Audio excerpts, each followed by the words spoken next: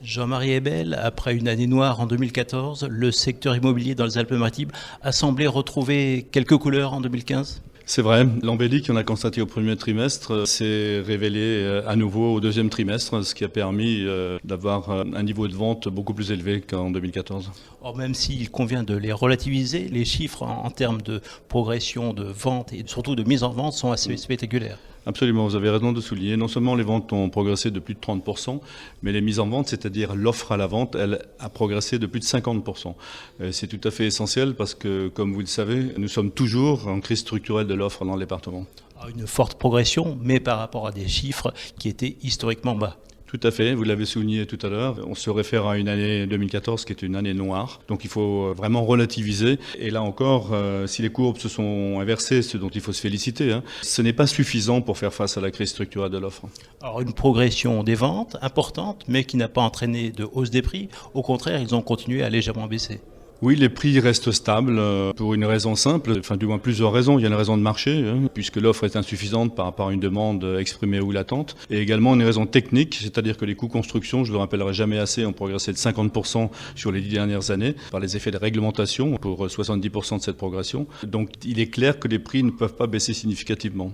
Alors quelles sont les raisons de ce rebond des ventes en ce début de 2015 ? Très clairement, c'est le retour de l'investissement au sens large du terme. Non seulement, j'allais dire, des particuliers grâce au dispositif Pinel, qui est très incitatif, surtout depuis qu'il est ouvert aux ascendants et aux descendants, mais également, et ça c'est très important à souligner, le retour des investisseurs institutionnels qui ont déjà et qui vont investir sur la Côte d'Azur comme ils le font à Paris. Ils ont acheté des immeubles en bloc ? Oui, absolument, dans la plaine du Var. Et le dispositif Pinel, lui, c'est plutôt le logement en libre. Dans les deux cas, si vous voulez, on est sur du logement libre. Mais effectivement, l'investisseur institutionnel, il achète dans le cadre du statut du logement intermédiaire, qui est un logement conventionné, puisqu'il y a un certain nombre d'éléments financiers qui sont plafonnés. Alors avec ces bons résultats, même s'il faut encore une fois les relativiser, est-ce qu'il y a des raisons d'être optimiste pour l'avenir ? Oui, pour les mois à venir, je pense qu'on peut être optimiste parce que les taux restent donc bas, même s'il y a une petite pression dessus, mais c'est insignifiant par rapport à la prise de décision des acquéreurs, que les prix, on l'a dit à l'instant, sont relativement stables et surtout qu'effectivement le marché est porté par l'investissement. La pierre valeur refuge, ça reste un vrai sujet où ça le redevient, notamment par rapport aux aléas qui pèsent sur les retraites, mais par contre, il faudrait vraiment qu'on trouve un dispositif plus adapté pour relancer l'accession à la propriété. Alors un horizon donc assez favorable, mais il reste encore beaucoup de chemin à faire pour répondre à la demande dans le département. Oui, absolument. Il y a un certain nombre de handicaps, d'abord au plan national, en matière de simplification des normes, on n'a pas beaucoup avancé, mais également sur le plan local, en termes d'exigences, par exemple, de règles de parking qui sont antinomiques économiquement par rapport à la production non seulement de logements privés, mais de logements sociaux.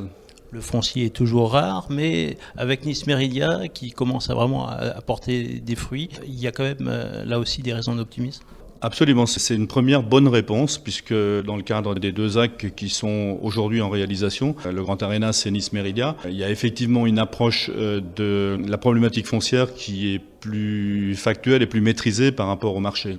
Donc il va y avoir une production de logements adaptés aux actifs par définition, également dans le périmètre du logement social par définition, et ça ouvre des perspectives intéressantes dans ce qui va être le futur cœur de la métropole.